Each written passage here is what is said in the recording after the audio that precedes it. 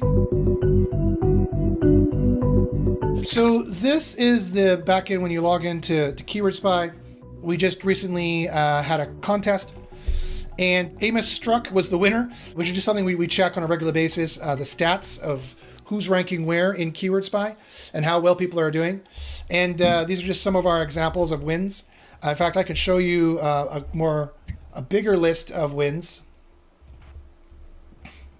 So this guy went 4 to 2 spots for a high-end food blog niche, another from 4 to 2 for a food niche, 2 spots for a printing niche, 2 spots for a vehicle niche, 3 spots for e-commerce niche, a gaming niche, a non-English niche. So we do non-English niches as well. A boost of 5 spots from 14 to 9 for a gaming niche. In just 1 month, up 6 spots to number 3 for a non-English niche. 1 month, up 6 spots. 1 month, up 2 spots. 1 month, a boost 4 spots from, a boost of 8 spots up to number 4 for online education niche. So we're getting a lot of people who are going off of page 1 to page 1. Boost of 4 spots for a gaming niche. 13 spot boost for a coupon niche from off page 1 to page 1. A boost of 20 spots for an assurance niche from off page 1 to page 1, which is fantastic. A boost of 15 spots for e-commerce niche. A boost all the way to number 2. Up 15 spots from off the SERP to number 2 just from using Keyword Spy. A boost of 25 plus spots for a cybersecurity niche. A boost of 23 spots for an escort niche. That one still has a lot further to go. It's still quite deep in the SERP there. And it's interesting that, we can do adult niches, but they're can be very tough to rank in, quite frankly. It's not really about the on-page. It's more about the links and recommendations there, quite frankly. A boost of 35 spots in the health niche. And finally, a boost of 76 spots was the biggest boost from 100 to 24, I believe. In an e-commerce niche, and that was Amos's win there. So congratulations, Amos. I just want to quickly show you those wins there. Anyhow, so how do we handle the TW-BERT to term weighting in Keyword Spy? Well, we test for it. So first off, you can get a sense in the BERT tab here of the different kinds of entities that are important, the different kind of phrases that are important. So apply for installment loans in Canada. Get information on installment loans available in Canada. If I just do installment loans Canada here, what do we get?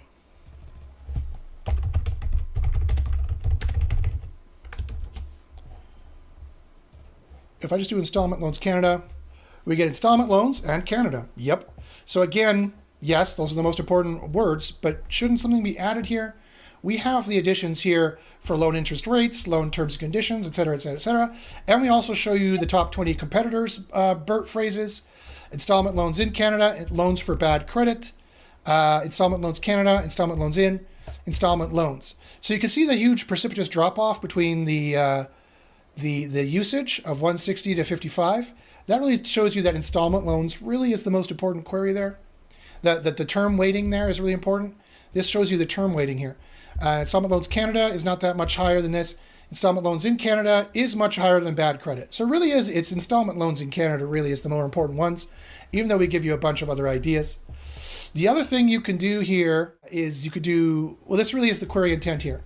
So apply for installment loans in Canada and get information on installment loans available in Canada is really where we make sure we have the term weighting, and we're finding what the actual query intent is there for your article. Let me show you a different one here.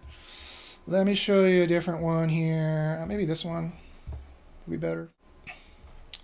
So for this one, which was outdoor wall lighting,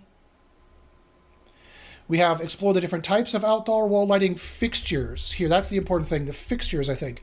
Or shop for outdoor wall lights.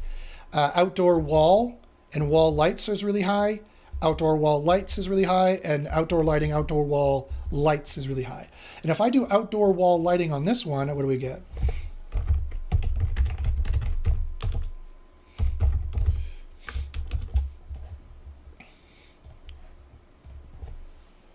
Yeah, we get wall lighting. So outdoor wall lighting, outdoor wall lighting, outdoor lighting.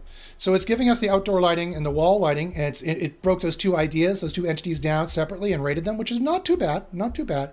But you'll get a much more comprehensive list and a much better list with wall sconces. But really, the lighting fixtures is an important word here, and shopping for the outdoor wall lights is an important word here in terms of what could be done in BERT analysis when we rebuild the model for you, or what your competitors are using here in terms of their phrases. You could stick with them if you want. You have your choice. The reporting in Keyword Spy is second to none. You really don't need to use it if you don't want to. You could just go right to the editor and build the article. But the reporting in Keyword Spy is second to none. So to answer the question, where would you use these important terms? Well, first off, it's not just, although today I was focusing on TW BERT, that's not the only AI that you need to worry about, of course. There are multiple AIs you need to worry about. There's RankBrain, there's BERT, two different versions of BERT, these BERT Normal and BERT TW. There's neural matching, which is a huge one that most people don't even know about. There's knowledge graph, there's DOM vector. You can see all your competitor information here. For people who are part of Underground SEO University, you also get test pages section here as well. That's only for Underground SEO University students as well. So you can do all your own testing as well. We are a scientific-based group. And then finally, you get the results. You get all of this aggregated in the results. And the important thing here, the reason why I'm showing you this, is because we have a proprietary scoring system that scores it based on the term weighting that you saw here. And it also, we score the phrases based on the term rating. But also every other AI that exists gets a score, and we all add it up in the end. So the word lights does really well in all the testing, whereas, say, the word lantern only did partially well in the BERT testing. It did pretty good in the amalgamated neural matching RankBrain testing, but it did not so great in the third neural matching testing. And this one favors neural matching. This one favors RankBrain, is what this one does, those tests. But it's hard to isolate both of them. But we try to. So then you see that it has a lesser score, and so you'll know whether you should be using these words, because you don't just have to please one AI when it comes to doing your ranking. You have to please all of these AIs, because all of these different AIs are going to be used. Like, it's not just BERT here. It's BERT and RankBrain and neural matching and knowledge graph and helpful content and review content are all giving different scoring weights to the different terms. And that's all being scored in the function, whatever BM25 is, the 25th bowel movement that Google makes, I'm not sure. And then your document gets a score based on all of those AIs, not just one of them. So that's why you need to test for all these different AIs. So you can do that by hand if you want, and we give you all the files here to do it. If you want to take hours and hours to hours to test it by hand, or Keyword Spy does it for you in about an hour, which would take like 10 hours to do all this testing. And so anyway, the important thing is that you need to please all of them. So we use a aggregate scoring system, just like Google does. Google does an aggregate scoring system here with all the different AIs and scoring them and then giving you the rankings. We do that. We rank your words as well, closer to how Google would rank them. And so that's how you get this aggregate score. And so anyway, the question is, where would you use these terms after not just we test them for one AI, but for all the AIs, all the on-page AIs? Where would you use these terms? Okay, well, let me show you. This is where you would use these terms.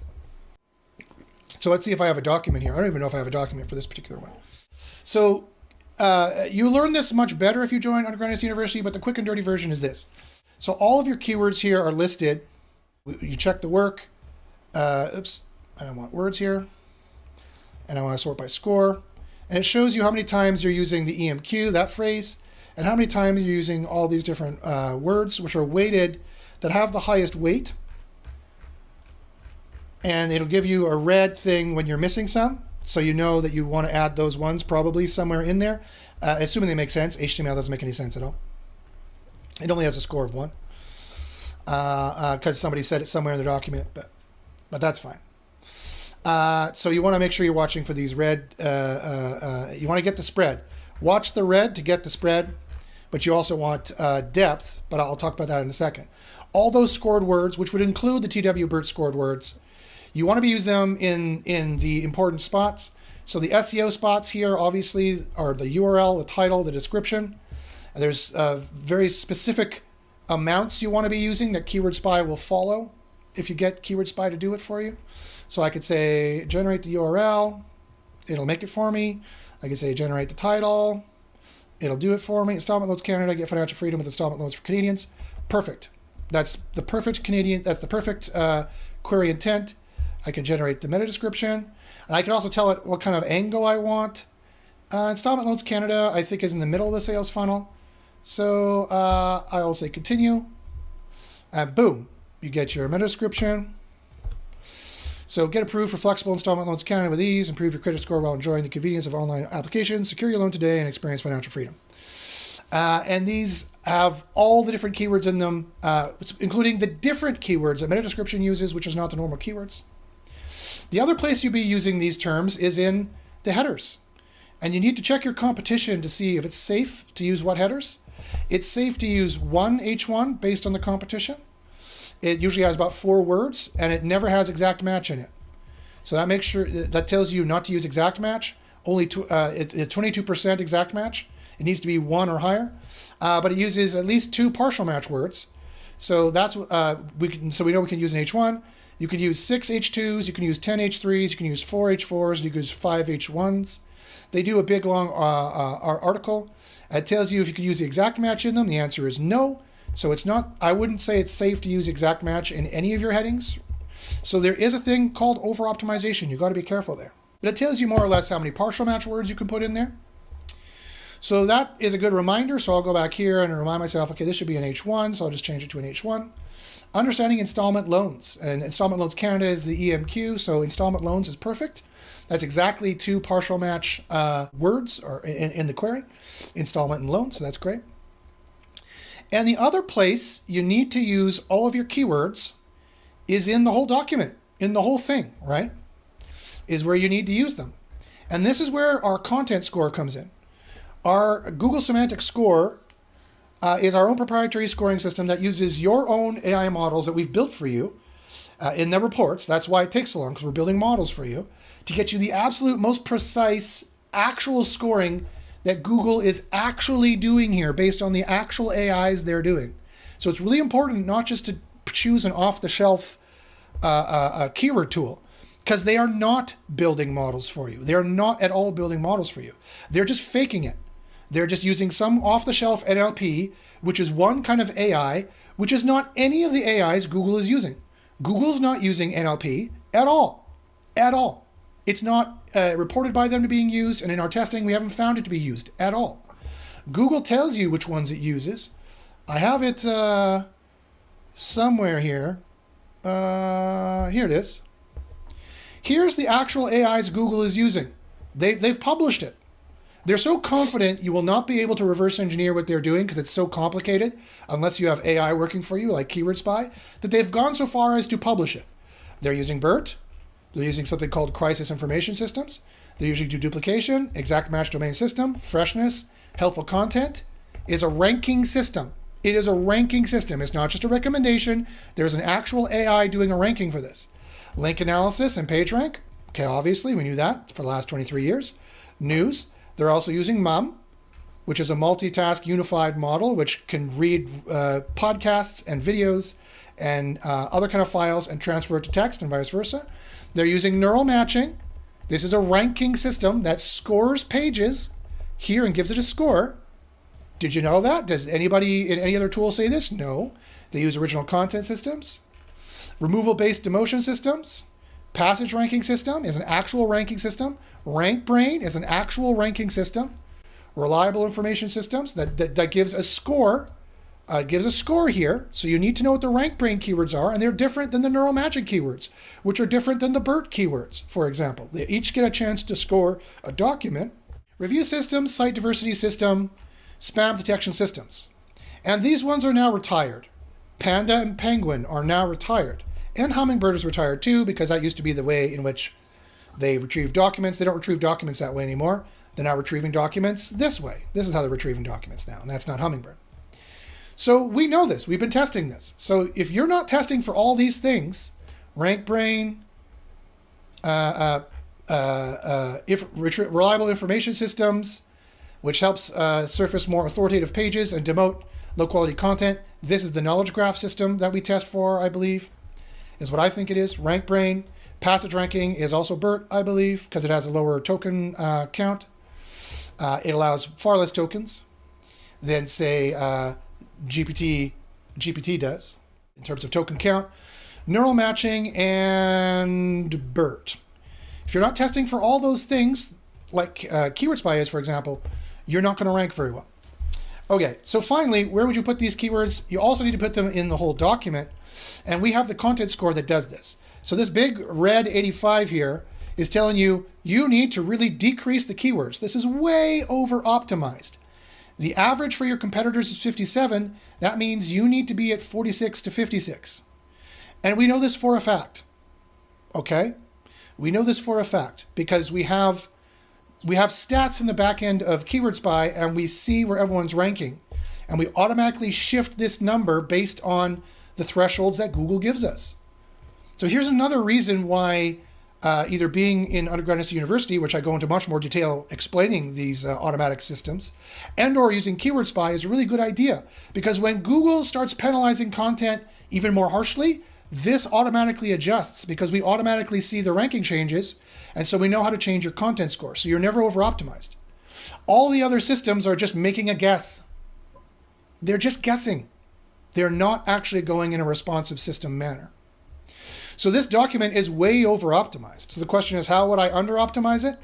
How would I get the numbers down? Also, we know that these numbers here, in terms of AI-generated content, are way too high. The average predictability length is 5.32 tokens. That's 1.12 tokens, 1.22 tokens too high, and the predictability is 79% over the competitors. That is 8% too high. It needs to go down a whole 8% in terms of AI predictability. So how would you get these numbers down? Luckily, we have the improve button. You highlight a passage of text, and you just press the improve button. Gone are the days when an SEO actually needed to write anything. AI is doing it all for you. So you just press the improve button, presto changeo. Our AI looks through it and will change it for you, and it'll start reducing those numbers. So we say replace and close. Then I will replace or improve this paragraph. While it's doing that, I just want to point out we haven't done a heat score on this. HEAT stands for helpfulness, experience, expertise, authority, and trust. Oops. And we give you an actual score on this, which is going to be a very important ranking score moving forward in the future. When Google finally has an AGI to do rankings, the HEAT score is going to be so important for the future. So let me just finish improving this document. So what it's doing, it's rewriting all of this, making sense of the sentences, making it better writing than kind of this your standard kind of SEO drivel. And it will end up using less keywords, be less repetitive, which is what you want. So I've changed 3 paragraphs, the 4th paragraph, and you have to change a fair amount to see a big difference. So I'm going to change a whole bunch. So then I will replace, close. Okay, so now that I've replaced a whole bunch of paragraphs, let me redo the content score. And this score should go down quite a bit. Because it improves the writing, it's less repetitive, it's less SEO writing, it's more salesy writing. So it's not going to be as keyword laden. It should reduce the content score. Also, you'll notice it is going to reduce the predictability scores as well, which is what you want. You need to get this number. It's very important to get this number and this number into the variances that we use from the back end by checking to see who's ranking well and how well they're ranking. And we start using a vectorization system to determine, therefore, where your numbers ought to be. So that is very important to make sure that you're within those numbers there. HEAT, as I said, stands for helpfulness, experience, expertise, authority, and trust. And that's what the score builds there. Oh yeah, there we go. Boom. Yeah, Okay. it just needs sometimes. So now I've gone a little too far. Now I've gone under where I want to be. Now I'm under optimized. It's even worse to be under optimized, we found in the rankings, than it is to being over optimized. Although you don't want to be too over optimized. If you're just like if you're like 10 over this number, then it's okay. You get on average a rank boost of 3. If you're 1 to 10 under this number, which is why this is the range you want to be in, you get an average ranking boost of 12 points. So that in You terms can of improve that. You can improve that pretty quickly by using Optimize, which I'm sure you're going to demo. yeah, I definitely can. So I think I rewrote this. Looks like I rewrote this. So if I click optimize, oh, this one Oh is no. this one is still broken. So if I clicked optimize, optimize is like the opposite of improve. It's gonna SEO it up. It's gonna increase the average predictabilities, but it's also going to increase the content score as well. So you just want to massage these numbers until they're in the right spot. We're building an article co-pilot that is going to be able to do that for you automatically. This is just our testing server. But when we roll this stuff out to the app, it'll work perfectly fine. The improve button and the optimize button already work perfectly fine. And the generate article does most of that for you automatically. But anyway, that's the answer to the question where you would use these keywords. You would use them, of course, in the right headers. You would use them in the SEO spots of URL, title, and description. And it's not just about only getting the scoring from one AI correct. It's about getting the scoring from all the AIs correctly. So the reports are here in Keyword Spy. The reports are rock solid and have been for months. You could even just get the results and you could handwrite it if you want. Lots of people handwrite this stuff as well.